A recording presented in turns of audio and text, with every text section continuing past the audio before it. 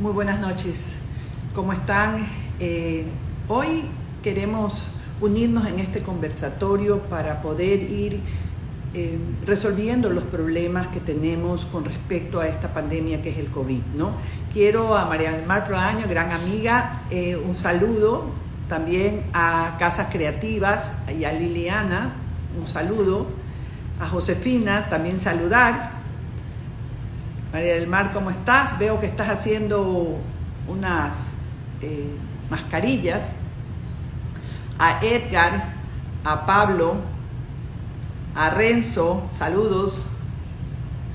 Vamos a ir incorporando a todas estas personas y poder saludarlos a todos para ir incorporándonos hasta que de ahí lo incorporamos a nuestro invitado, que es el doctor Washington Alemán. Hello, me dice Pablo.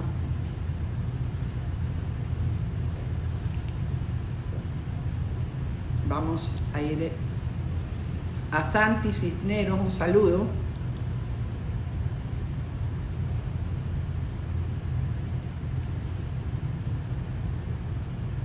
A Eliana Gaibor, saludos.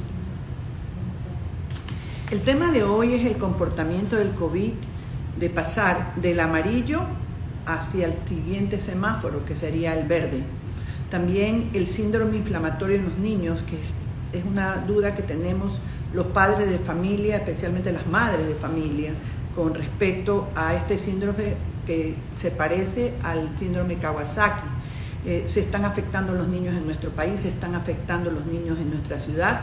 A Maru también le mandamos un saludo, ¿no? Es importante que vayamos analizando el tema porque hay muchas dudas con respecto a la situación de los niños, cómo debemos protegerlos, cómo debemos, cuál es realmente el protocolo que debemos utilizar. También a Javier Danilo, un saludo. Y otro tema que también nos está afectando en este momento es la ceniza del Shanghái. Muchas veces consideramos que la gripe o en un momento dado las alergias pueden confundirse con un COVID. Todo eso lo conversaremos con el doctor Washington Alemán. A Blanquita, un saludo. A Javier Danilo, otro saludo.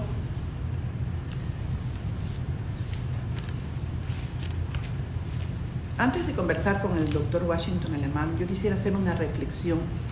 En el año 2004 yo tenía un programa de televisión, se llamaba Buscando Líderes, con Poli Ugarte, era televisión en cable. Ahora estamos trabajando en este live basado principalmente en ir un poco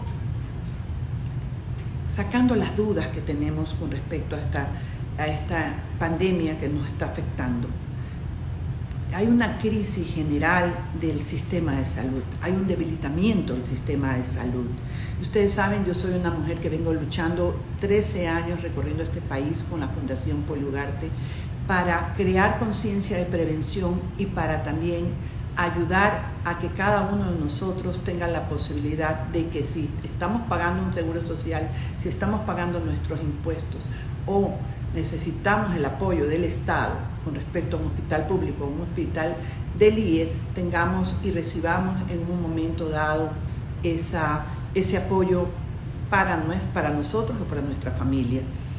La pandemia nos quitó un antifaz, la pandemia nos quitó el antifaz de cómo se encontraba el sistema de salud en nuestro país. Hospitales sin insumos, hospitales sin médicos, hospitales sin realmente, ni siquiera los médicos tenían una mascarilla, donde hemos perdido una gran cantidad de cuerpo médico, enfermeras, etcétera, por no haber podido darle la mano. Hospitales gerenciados como cuotas políticas y no gerenciados por personas con la capacidad de dar apoyo a su cuerpo médico, por un lado, y también poder en un momento dado salvar una vida. Nos encontramos muy preocupados por el antifaz que nos hemos quitado, que es un antifaz también de corrupción, en el cual nos ha demostrado claramente cómo están nuestros hospitales. Yo lo venía denunciando ya 13 años porque he recorrido este país Y lo hice a través de mi presencia como asambleísta del 2017 al 2019 y formar parte de esa Comisión de la Salud que hoy ni siquiera la oímos. Y si la oímos es para ver cosas realmente tristes o vergonzosas por parte de miembros de la misma. El país necesita un cambio, el país necesita una transformación en la salud.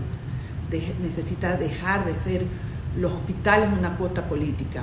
Oía por ahí a una amiga mía, que es Lucía de Llena, que decía, antes se repartían las aduanas, ahora son los hospitales. Y es triste porque cada vez que entraba un familiar nuestro, especialmente en la ciudad de Guayaquil, que sufrimos mayoritariamente la pandemia, que nos dijeron que éramos irresponsables y que a mucha gente quiso dividirnos como país, hablando de que había que dividirse porque no estábamos de acuerdo en expresiones que tuvieron determinadas personalidades de este país. Más bien deberíamos estar unidos todos, empujando un solo carro que se llama Ecuador. Pero los guayaquileños tuvimos que salir, y teníamos que salir porque nosotros, si no nos moríamos del COVID, nos íbamos a morir de hambre. Guayaquil vive del comercio, vive del vender, aunque sea, como yo digo, siempre chifles en una esquina, vive porque necesita producir, y esa producción trae como consecuencia darle un abrigo, darle una protección a la familia.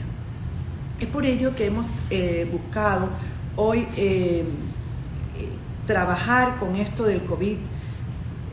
Cuando comenzó la pandemia, quiero contarles, yo comencé también a estudiar cuál era el camino que debería llevarnos para poder establecer la movilización del contagio de la pandemia, cuáles eran los grupos que más se afectaban con la pandemia, cuáles eran los grupos geográficos que estaban más infectados. Y entonces todo eso me llevó a establecer que a través de una prueba rápida era necesario poder determinar cuánto estamos contagiados. Hoy que vemos, el día miércoles 17, que estamos hoy día, que en los aviones están viniendo más de 21 personas contagiadas por COVID, que hemos tenido que separarlas, algunos, y llevarlos al centro de convenciones, otros llevarlos a los límites de los cantones para que se vayan a sus casas a hacer la cuarentena, trae como consecuencia de que hagamos un análisis. Mucha gente reclama que por qué tenemos que pagarle a alguien que venga trayéndonos el virus. Pero sinceramente estamos viviendo en una situación donde una persona no se podría entrar a un avión si no se hace la prueba en ese momento o 24 horas antes, para poder decirnos en qué situación se encuentra, primero. Segundo, no pueden ser que lleguen a Guayaquil y se los lleve a los límites de los cantones, porque va a ir a entrar a su cantón y va a contagiar. Entonces, estamos dándole la vuelta a esta problemática básicamente porque no podemos tomar una decisión y un protocolo, y ese protocolo se llama hacer una prueba rápida para definitivamente poder determinar cómo está la persona, si ya pasó el COVID o no, porque eso se puede establecer en una prueba rápida, si ya has tenido la memoria o no, o si no, en este momento está sufriendo del COVID. Creo que estamos aquí, ¿no? Yo no soy experta en tecnología, estamos poco a poco incorporándonos. Es muy importante el desarrollo de cómo va avanzando esta pandemia, porque vemos que la ciudad de Guayaquil, que si bien es cierto fue, yo digo, Wuhan de China, fue el Wuhan en un momento dado del país, hoy ha bajado su contagio, por lo menos eso es lo que nos dice las autoridades, nos dice la alcaldesa, que no hay contagio ya desde hace 25 días, no hay muertos, perdón, contagios sí, pero no muertos, no hay muertos. Eso también nos hace pedir o analizar por parte de todos los ciudadanos si estamos preparados realmente para pasar de un semáforo que estamos en este momento en Guayaquil amarillo a verde. En el caso de Quito hay una avance de la pandemia, nos dicen, porque lo que sabemos es que todas las UCI están llenas, que Quito se demoró mucho más en llegar el pico de la pandemia y eso trae como consecuencia que se haya retrasado el aumento de la pandemia y que la ciudad esté en este momento colapsada, sus hospitales colapsados. Y ellos tuvieron un poco más de tiempo, después de ver lo que pasó en Guayaquil, tuvieron un poco más de tiempo para poder prepararse, tuvieron más lugares donde podían recibir a los ciudadanos con el coronavirus. Eso es importante porque cuando tú te puedes preparar, vas a poder salvar mucho más vidas. Si tú no te puedes preparar, como nos pasó a Guayaquil, que nos llegó aún cuando ya sabíamos que a nivel mundial venía avanzando la pandemia y que en algún momento nos iba a llegar, no hicimos o no tomamos las medidas correctas para poder bajar el nivel de impacto, y hasta ahora sabemos realmente, más allá de los datos funerarios, cuántas personas perdieron la vida en esta ciudad. Es importante decirles que la preparación, y yo soy una luchadora de la prevención, hoy es necesarísima. Yo soy luchadora de las políticas públicas de prevención. Las he venido luchando durante todo el tiempo. Prevenir antes de que suceda algo malo. Prevenir y ser preventivos y no curativos. Más bien, la curación es ya el paso donde, en este caso, con el COVID, ni siquiera tenemos una vacuna. No sabemos, ahí acaba de incluirse el doctor Washington Alemán. A ver. Ahí vamos a tener ya, nos está acompañando el doctor Washington Alemán. Quiero presentarlo y decirles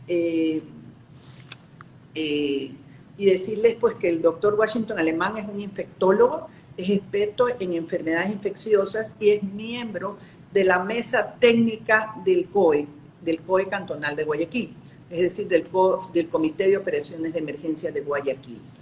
El doctor Washington Alemán ha venido trabajando con la ciudad y con la alcaldía de Guayaquil desde los inicios de esta pandemia, especialmente cuando el gobierno le pasa el problema sanitario a las alcaldías. Y muchas veces, muchos alcaldes, como lo he podido conversar con ellos, no tenían ni siquiera los recursos para poder decidir si pasaban de un semáforo rojo hacia a un amarillo. Ahí podemos ver que se está conectando el doctor Alemán. A ver, aquí, me dirigen, aquí, solicitud en vivo, ver, transmitir. Estamos esperando al doctor Alemán. Queremos que nos saque de muchas dudas. Está conectando. ¿Cómo estás? Washington, ¿cómo estás? Un saludo. Hola, ¿cómo estás? Buenas noches. Yo quiero contarles que cuando estuve en la asamblea en el 2017 al 2019, hicimos un proyecto de código de salud de más de 400 artículos, y uno de los médicos que ayudó a la realización y a todas las conferencias que tuvimos que armar para poder integrar ese proyecto de código de salud fue el doctor Washington Alemán, al cual le guardo un respeto y una admiración, y más aún ahora cuando lo he visto luchar en contra de esta pandemia, que nos pueda en un momento dado ayudar a sacar todas estas dudas. Washington, yo quisiera antes que nada, antes de que comencemos a hacer las preguntas que vamos a tener, que nos cuentes un poco de cómo se conforma ese grupo de médicos que pide la alcaldía que lo ayuden en esa mesa técnica que tiene que formar el COE cantonal de Guayaquil. ¿Cuántos médicos lo conforman? Y en pocas palabras, porque hay preguntas de diferentes naturalezas, ¿cómo se conforma y desde cuándo está conformado y cuántos médicos lo conforman? Bueno, mira, la mesa técnica, a partir del primer caso que se da en Guayaquil, allá por febrero, por el 28 de febrero, que también tuve la oportunidad de participar en el diagnóstico. A partir de ahí es que el Ministerio de Salud nos invita a conversar, a discutir, a formar parte de algún grupo para colaborar en algunas estrategias con la ex ministra Andra Muñoz. Fuimos gustosos por invitación a colaborar con ellos. Inicialmente habremos sido 3 o 4 médicos que estábamos colaborando con ella. Poco a poco se fueron juntando más médicos, inicialmente médicos del Ministerio de Salud, y fuimos invitando poco a poco a otros médicos, hasta cuando la ministra Andra Muñoz, más o menos por mediados de marzo, ya antes de la catástrofe, prácticamente no había el mayor apoyo para implementar todas las sugerencias que esta mesa técnica le había recomendado a ella, ¿no? Lastimosamente había mucha, creo yo, una falta de decisión política en aplicarlas. Uno de estos motivos, no quiero decir que sea el único, pero creo que yo fue la causa por la cual la ministra renuncia, ¿no? Más o menos a mediados de a fines de marzo. Y una vez que la ministra renuncia, probablemente la mesa técnica, que para ese momento ya éramos unos 45, 50 médicos, se queda mucho más débil todavía con las nuevas autoridades. Prácticamente, si antes nos daban poca, como dicen los muchachos, poca bola, ahora peor. Ahora con el nuevo ministro, con las nuevas autoridades, con todas las nuevas personas que iban poco a poco incorporándose, prácticamente quedamos desapercibidos, ¿no? Tuvimos algunas conversaciones con el nuevo ministro. Yo creo que era una persona académica que a la final tenía voluntad de ayudarnos, pero en la práctica, lastimosamente, creemos que nos sentimos solos cuando fue la catástrofe a finales de marzo. Así es. Prácticamente gran parte de los médicos del Ministerio de Salud tuvieron que quedarse, se infectaron y tuvieron que quedarse en cuarentena, otros se internaron. Entonces, esto hizo que, como la alcaldesa también se enfermó junto con su esposo, también tuve la oportunidad de atenderla, ¿no? ¿Ya? Y a la final ahí tuvimos más tiempo de poder conversar y enterarse ella un poco de la situación que vivía Guayaquil y lo que pensábamos a la final nosotros.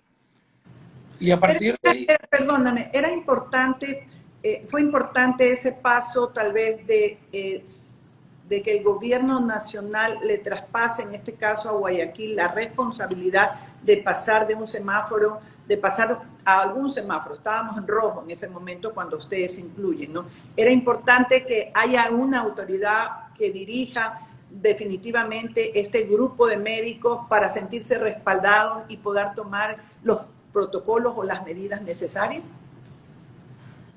Mira, yo creo que independientemente de pasar o no el semáforo, el pedido que nosotros como médicos le hicimos a ella es de que necesitábamos que una autoridad local tome liderazgo en la ciudad. Porque como te decía, nos sentíamos prácticamente abandonados.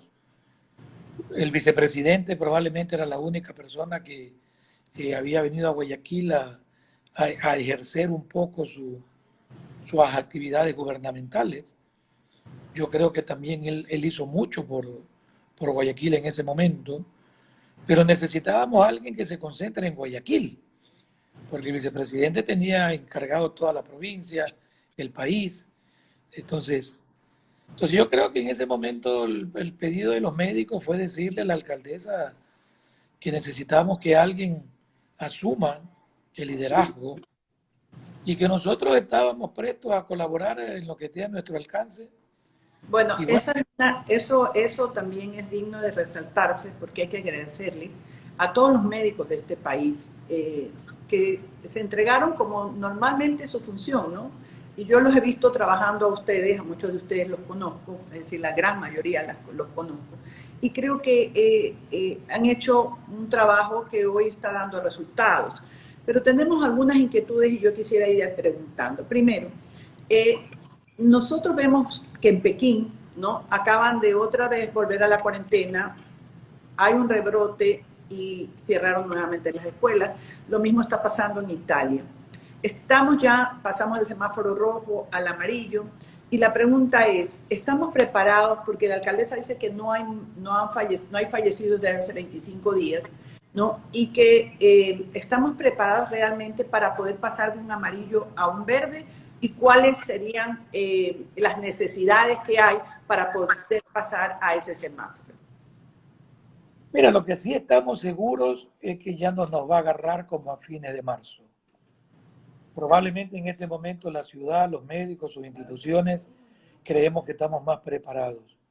Es probable que la etapa que los médicos llamamos etapa de aprendizaje, ya la pasamos y nos costó 10.000 muertos, ¿no? Es una etapa de aprendizaje dura, muy dura. Creemos que nadie puede garantizar de que no exista un rebrote, pero también creemos que esa probabilidad nunca, o va a ser muy poco probable que sea parecida a lo que pasó en marzo o en abril. Porque Guayaquil tiene que ser Vamos una... a tomar esa medida. Ustedes están recomendándole a la alcaldesa que ya podemos estar en posibilidad de pasar esa medida, porque hay más inmunización, hay más contagio, porque una de las cosas que nos preocupa es, por ejemplo, el día de hoy, que han ingresado 21 personas a través de un aeropuerto, ¿no? Contaminando a todo un avión. Yo digo, si estamos hablando de 100 y pico de pasajeros en un avión, pero ¿qué va a pasar el momento que ese contagio se dé en los intercantonales o los interprovinciales, en los buses? Estamos realmente haciendo lo que para mí es necesario, como son las pruebas, ¿no? Estamos haciendo todo ese camino para poder llegar a tratar de bajar, como tú dices, ya aprendimos, nos costó fallecidos, pero estamos haciendo todas esas pruebas necesarias para poder tomar esa decisión. Mira, lastimosamente las pruebas que necesitamos son pruebas de PCR, no son pruebas rápidas. Y lastimosamente uno de los déficits que tenemos en el país es justamente el fracaso de la vigilancia epidemiológica en el país. Todavía el INSPI, con la excelente calidad de profesionales que tiene, pero desgraciadamente todavía sigue retrasado más de 10 días con los resultados de los pacientes. Y hay como 20.000 pruebas retrasadas que no dan sus informes. Ahora, esa es mi pregunta. Yo veo que la alcaldesa está hablando de hacer pruebas rápidas. ¿Por qué? Porque si no tenemos las pruebas, como tú dices, el PCR, ¿no? ¿Cómo solucionamos el problema? ¿Cómo podemos tomar una decisión si no hacemos, aunque sea pruebas rápidas? Alguna cosa tenemos que basarnos para poder tomar esa decisión. A ver, yo creo que la decisión de cambiar el semáforo es una decisión politécnica.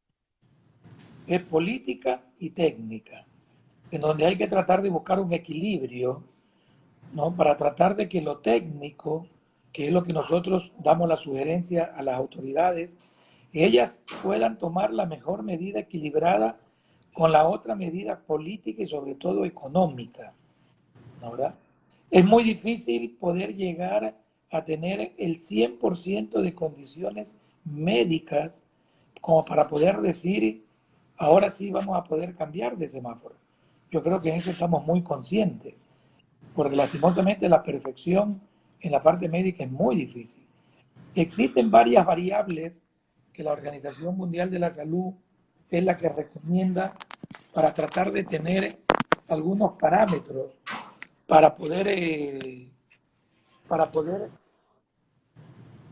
decir si tú puedes o no pasar de semáforo. Hay variables como número de fallecidos, variables como número de camas de terapia intensivas ocupadas, variables como número de pacientes atendidos en las emergencias. Y una de las variables más importantes es el número de pacientes diagnosticados diariamente. a través de pruebas de PCR. Y ese es el que no tenemos. Entonces, ¿qué hacemos, Washington? Entonces, esta va a ser una medida que vamos a tener que tomar por lo que tú estás hablando, políticamente tomar la medida y además por un problema económico, básicamente. Es que yo creo que hay que buscar un equilibrio. Hay que buscar un equilibrio entre lo técnico, ¿no, verdad? Y lo económico, para que no lleguemos a otra epidemia que es la epidemia del hambre y la económica, ¿no, verdad? Siempre va a estar arriba la vida. Yo creo que en eso nosotros los médicos nunca vamos a dudar, que siempre va a estar sobre todo la vida antes que lo económico. Pero también es cierto que las autoridades en este caso son los tomadores de decisiones y ellos tendrán que tener argumentos técnicos y económicos para tomar las mejores decisiones. Hasta ahora, diera la impresión de que las decisiones han sido adecuadas. Llevamos casi 2 a 3 semanas con un margen adecuado de variables que nos están permitiendo poder decir que la cosa anda bien. Pero van a venirse días como es la apertura del aeropuerto, apertura de las terminales, aperturas de todo lo que son los transportes interprovinciales, y ese probablemente es uno de los mayores temores que hay, que puedan aumentar el número. Washington, antes de pasar a una pregunta que las madres de familia me hacen, porque yo sé que tú no eres pediatra, pero eres un experto en, en esto del COVID y hoy más que nunca, como tú dices, han hecho un aprendizaje del mismo. Hay un incremento en esta enfermedad, el síndrome inflamatorio, y este aumento trae como consecuencia preguntarte, y muchas de las familias preguntan, y las madres especialmente, ¿qué es lo que no deben hacer los padres de familia con respecto a sus hijos? Porque muchas veces creemos que ya, porque pasamos un amarillo y mucha gente se siente ya en un verde, porque ya hasta no se están poniendo mascarillas, se resisten a ponerse una mascarilla. ¿Cómo debemos manejar a nuestros hijos? ¿Cómo debemos protegerlos en un momento dado para que este síndrome, que entiendo está aumentando, y qué diferencia hay con la enfermedad de Kawasaki? Mira, este síndrome que algunos pediatras le llaman el Kawasaki-like, que es parecido al Kawasaki. ¿Ya? Esto lo tuvimos y el comportamiento fue muy parecido a la pandemia en adultos. Es decir, los mayores casos, los mayores números de casos se los vio justamente a finales de marzo y la primera quincena de abril. Es decir, fue muy parecido a la curva de adultos que afectó a los niños. Lo que pasa es que no fueron publicados o la población no se enteró. Pero nosotros sabíamos que los pediatras, en los hospitales pediátricos, había un aumento de casos de síndromes febriles con rash, que a ellos los hacía sospechar en Kawasaki, pero que no reunían todas las variables o las condiciones de Kawasaki. Por suerte, este síndrome de hiperrespuesta es un síndrome que tiene una baja mortalidad, ¿verdad?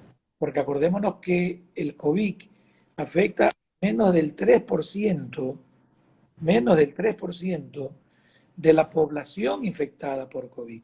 Es decir, de 0 a 19 años, sobre todo en el Ecuador, ¿no? Se afectó el 3%. Y los mayores momentos de afectación fueron iguales que a la pandemia en adultos. Es decir, en este momento estamos teniendo ya una disminución de casos con relación a finales de marzo y primeros días de abril, en donde tuvieron, sobre todo el Hospital Gilbert, ¿no? El hospital pediátrico es el que más casos tuvo, alrededor de 300 casos, pero que todos estos casos fueron manejados adecuadamente con una baja mortalidad, ¿no? Y eso es lo que los pediatras hasta ciertos puntos nos dejan tranquilos, que probablemente siempre la afectación de los niños a todos nos pone los pelos de punta, pero al igual... Yo quería preguntarte algo, es decir, ¿cuáles serían las recomendaciones para las madres de familia con los niños? Es decir, yo oía que no vayan llevándolos al parque, que todavía no los lleven a los moles, que no los lleven a los supermercados. No sé cuáles serían realmente las recomendaciones básicas que le podrías dar tú a las madres de familia. Mira, yo creo que la principal recomendación forma parte de la limpieza de la casa, porque hay muchos niños que todavía gatean, agarran todo en las casas, en el piso. Entonces, normalmente este virus puede vivir mucho tiempo, es muy variable cuando hay una superficie inerte, ¿no verdad? Una superficie de la mesa, en el suelo. Por eso que cuando uno escucha, deje los zapatos fuera de su casa, no es que el zapato infecta, pero el zapato tiene virus que en el piso, luego el niño con sus manitos puede fácilmente agarrar eso y pasárselo por la cara. Entonces la prevención sigue siendo mantener su casa limpia. El agua y el jabón sigue siendo un buen antiséptico, sirve para limpiar. Y si quiere ahondar un poco más, el agua clorada sirve para desinfectar todo lo que son pisos y superficies. Lo segundo, no sé si me quiere preguntar algo. No, yo hablaba de que básicamente yo soy una luchadora de la prevención, tú lo sabes, y que eso es prevención. Aprendamos a tener limpios los pisos, aprendamos a lavarle las manos a los niños, Así es. un Entonces, poco eso, pero punto, eso tampoco impide llevarlos a un parque. mira, en este momento yo creo que después de todas estas meses que hemos pasado en cautiverio, hay un gran porcentaje de la población que sí ha cumplido la cuarentena. Hay un porcentaje que por cuestiones, yo no lo llamo indisciplinados, yo lo llamo gente que ha tenido que salir a trabajar y Así a es. buscar el día a día para traerlo a su casa. O sea, ser indisciplinado, cuando uno ve pacientes que te dicen, doctor, yo prefiero morirme de coronavirus y no de hambre de mis hijos. Y Así es. la gente sale a buscar traer algo para su casa, ¿no? Entonces, cuando el miembro de la familia regresa a su casa, a él es que tenemos que decirle, deja tus zapatos afuera, deja tu ropa afuera, no, si es posible y te puedes bañar antes de que agarres o cojas a los niños, sería lo ideal, ¿no verdad? Lo segundo es que este tipo de enfermedades lo producen muchas enfermedades infecciosas. Esto no es algo patognomónico o es algo exclusivo del COVID, porque todas estas respuestas hiperinflamatorias, el Kawasaki u otras enfermedades, es muy frecuente dentro de las enfermedades infecciosas. Es decir, cualquier enfermedad infecciosa te puede gatillar el sistema inmunológico y producir algo que se llama una respuesta inmune que se presenta como algo que se llama vasculitis, para que se pueda entender en términos un poco más prácticos. Todos estos episodios no son infecciosos y eso tiene que quedarle claro a los papás. Que estos cuadros que se presentan después de 5, 6, 7 días de un cuadro febril, generalmente esa nueva fiebre, ese nuevo rash, esa nueva lesión en los ojitos como conjuntivitis, esa nueva a veces diarrea, eso ya no es por infección, eso es por un cuadro inmunológico. Y esto es importante porque hay que decirle a los papás que no hay que automedicar, no hay que darle antibióticos, no hay que darle antiinflamatorios, porque eso sí empeora muchas veces los cuadros clínicos. Entonces, eso es lo que Definitivamente cuando veas pues lo que acaba de decir el doctor, ¿no? El Roche, es decir, que como un sarampión que te da en el cuerpo, los ojitos rojos porque hay una como una conjuntivitis, patada china. y como una patada china, o hay fiebre del niño, no necesariamente es un cuadro infeccioso, bueno, es un cuadro infeccioso con respecto al COVID, pero no necesariamente es una bacteria que le ha traído de otra naturaleza. Entonces yo creo que es importante que las madres de familia, cualquier decisión que tomen en este momento de COVID, uno tiene que tener dudas de todo, porque estamos trabajando y luchando contra un enemigo silencioso. En un momento dado, cualquiera de estos síntomas pueden llevar a los pueden llevar a las madres de familia a que llamen a su pediatra y consulten con un médico. Es importantísimo que no nos automediquemos, sino que consultemos con los médicos especialistas para que podamos sacar a nuestros niños y no en un momento dado poder perder una vida. Otra de las cosas, antes de seguir, quiero mandarle un fuerte saludo a Cecilia, que me está escribiendo desde Machala, y también a Larry Villasís, que dice, excelente doctor alemán. Yo tengo un excelente invitado.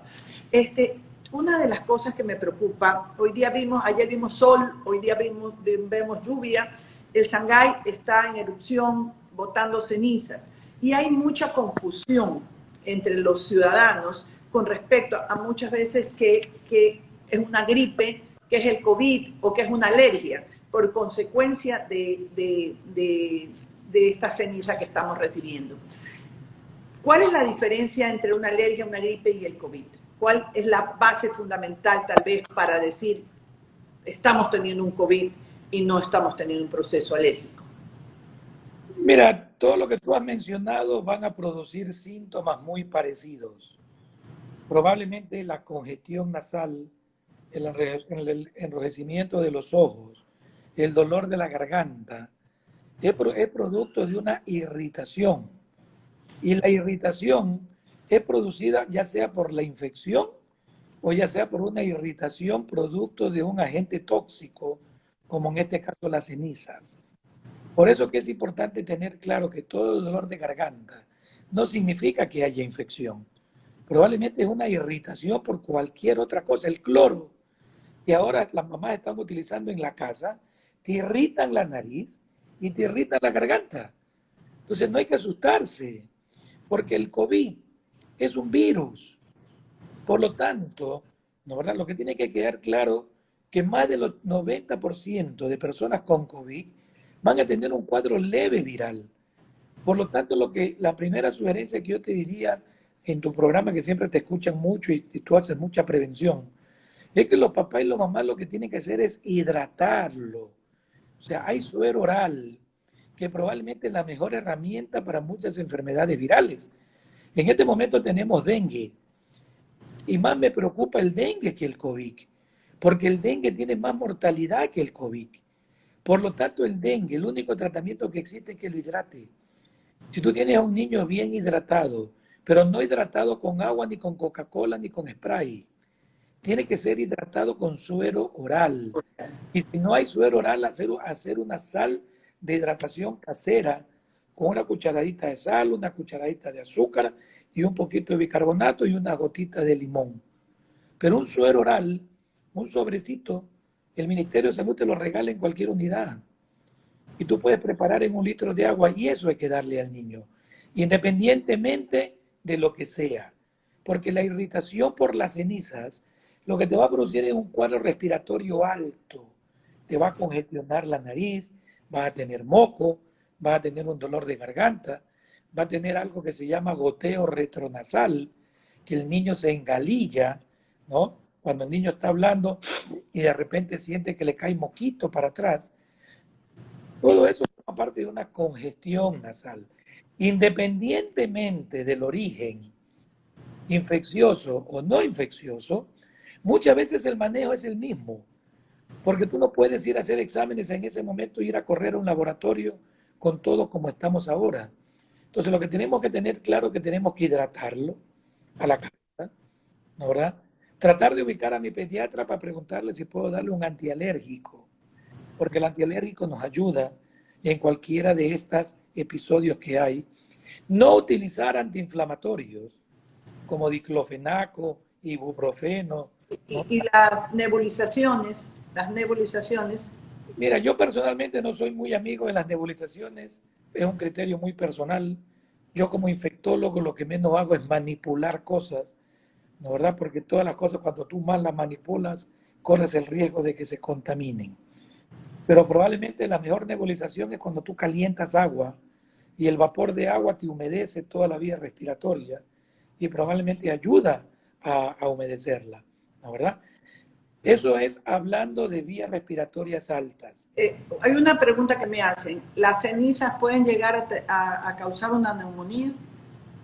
No, no porque la neumonía es un proceso infeccioso. Lo que te puede causar es una neumonitis, que es un proceso inflamatorio. Muchas veces pasa que un paciente es alérgico o asmático y la alergia o la infección o la ceniza lo que hace es predisponer o gatillar, ¿no? En este caso el asma o la alergia, y lo que produce una dificultad respiratoria. Esa dificultad respiratoria ha sido llevada por, ¿no, verdad?, el asma o la alergia, no producto de la ceniza o de alguna infección viral.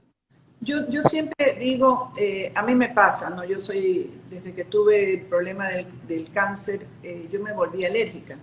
Tengo, bueno, las defensas mucho más bajas que normalmente un ser humano corriente.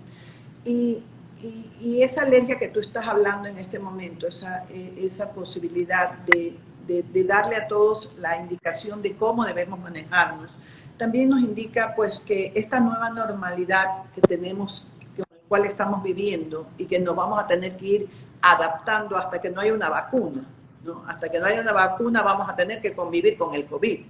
Y muchas personas tienen alergia a la mascarilla. Yo, por ejemplo, no puedo salir todos los días con mascarilla. Tengo que estar dentro de mi casa y guardar un tiempo, porque la mascarilla también te afecta, me da alergia. Igual el exceso de cloro. Yo al principio estaba tan aterrada que tiraba cloro por todos lados. Y llegó un momento que me intoxiqué yo misma. Estaba intoxicándome hasta que llamé al doctor y me dijo, el doctor Flores me dijo, está intoxicándose señora, por favor, pare si no está con nadie, no está dentro de su casa alguien, no se va a poder infectar. Yo quisiera conversar horas contigo porque realmente nos has ayudado a sacar muchas dudas, a poder llevarnos a dar cuenta que tenemos que tener determinados, que el COVID es algo que lo tenemos, que lo vamos a vivir y que lo vamos a seguir viviendo. Yo sí quisiera, antes de cerrar este programa, primero agradecerte, pero sobre todo quisiera que nos des las últimas recomendaciones que consideras que debemos tener para poder seguir, especialmente en este día domingo, que es el Día del Padre. Y muchos vamos a visitar a las personas mayores, ¿no? Y vamos a tener contactos con ellos. En un momento dado, las personas mayores son las que más se afectan con esto y pueden perder hasta la vida, ¿no? Entonces, ¿qué recomendaciones les daría a todos esos padres en este domingo que vamos a tener y a las familias? Principalmente a las familias, porque la gente joven muchas veces no toma en cuenta esas recomendaciones, pero hay que recordarlas. Mira, yo creo que lo que nos pasó a los guayaquileños en marzo y abril es algo que ha cambiado nuestras vidas y va a cambiar nuestra forma de vida aquí para adelante. Yo creo que va a ser muy duro para todos poder demostrar todas nuestras sentimientos de cariño y de amor por nuestros seres queridos, que siempre los hemos hecho a través de un abrazo y de un beso. Pero en este momento el abrazo y el beso tenemos que saber que no le va a ayudar a nuestros seres queridos. Tenemos que tener claro que probablemente hay que conversar con ellos porque lastimosamente nuestros mayores a veces no lo entienden. Todavía he tenido pacientes mayores, me pasa con mi madre que todavía no me entiende, que no la puedo ir a visitar porque estoy atendiendo a pacientes con COVID y ella cree que no la voy a visitar porque no la quiero. Y que la voy a visitar y no la abrazo y no la beso, me pregunta por qué ahora no me besas y por qué ahora no me quieres. Y tengo que explicarle y decirle que porque te quiero no te beso y no te abrazo. Y porque te quiero, ahora tengo que darte besos volados y tengo que darte a la distancia, hacerte la mano así, ¿no? Te lo he repetido 10 veces, ¿no? Y lastimosamente todavía su corazón probablemente no lo comprende. Entonces, Bueno, gracias. Gracias, Washington. Gracias por tus lindas palabras. Yo quiero decirle a todos mis amigos, este domingo estamos festejando a los padres. Y qué mejor homenaje lo que acaba de decir el doctor Alemán, en sentido de que no los estemos abrazando y besando. Es difícil, yo lo digo porque yo tuve a mis padres viviendo conmigo 40 días, el día lunes ya regresaron porque la persona con que los cuida tuvo COVID y le hicimos la prueba y definitivamente ya había superado. Y él me decía, ¿me estás votando? Le decía, no, papá, yo no te voto. Mi madre quiere regresar a su casa y ya ella desea regresar a su casa. Y a veces sí, en la noche, cuando yo lo dejaba y yo venía de afuera, porque ellos nunca salieron de su casa a mi casa y yo también estaba dentro de casa, entonces nunca hubo una posibilidad de un contagio. Pero a cada uno de ustedes que nos están viendo, el mejor homenaje que le podemos hacer al Padre es cuidarlo.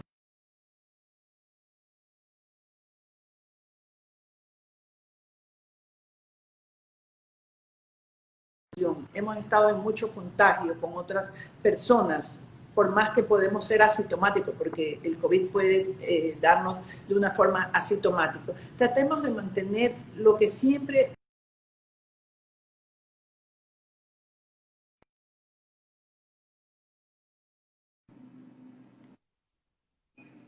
sigamos manteniendo el distanciamiento social y sobre todo hagamos bien las cosas, hagamos con responsabilidad el trabajo de acercarnos a nuestros padres si tenemos que estar con ellos, pero manteniendo el distanciamiento social y lavándonos las manos. Gracias a todos ustedes por haberse conectado el día de hoy, por este conversatorio. Vamos a seguir todas las semanas haciéndolo. Y gracias, doctor Alemán, y a su esposa, que también me la curó a mi nuera, porque ella fue una de las artífices que mi nuera, que pasó el COVID, la pasó dura, pudiera superarlo. Y a nombre de mi familia, gracias a ustedes, tanto a ti como a Mireya, por ese amor y esa entrega hacia los demás, cuando muchas veces no te oían. Hoy ya sabemos quién es el doctor Alemán y cuánto ha dado por la ciudad de Guayaquil y por el país. Gracias. No, un abrazo grande y felicitarte siempre por tus actividades que son en beneficio de la población. Un abrazo grande. Gracias.